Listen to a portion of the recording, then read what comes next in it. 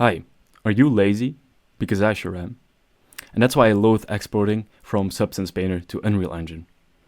First, you have to export your textures, import your mesh, import the textures, create a material instance, assign the correct textures to the material instance slots, assign the material instance to the mesh, and finally, you can import the mesh into your level or to wherever you want to use it. Now that's a lot of steps, too many steps for my little brain to handle. So I designed a pipeline that makes it a lot easier to both export and iterate on assets. As you can see, we have a finished asset in Substance Painter. Now I want to get this asset to the engine as fast as possible because time is money. So let's open the SPUE plugin, which stands for Substance Painter to Unreal Engine, of course, and select an export path. Then we can select an export preset. If you're familiar with exporting from Substance Painter to Unreal Engine, you will recognize these presets except for the M and the O behind them.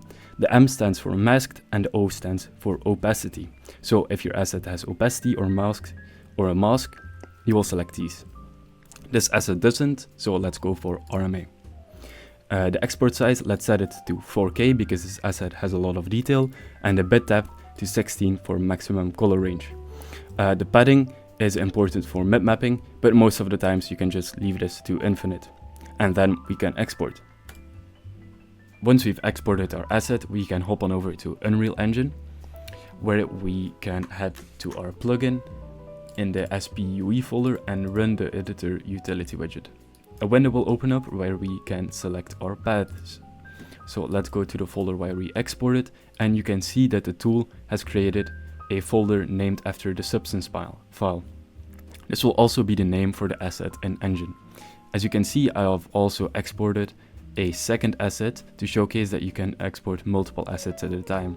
So let's just select the parent output folder and import it, and here we can see that we both have the bevel knife and the fairy fox ready to import. So let's press import.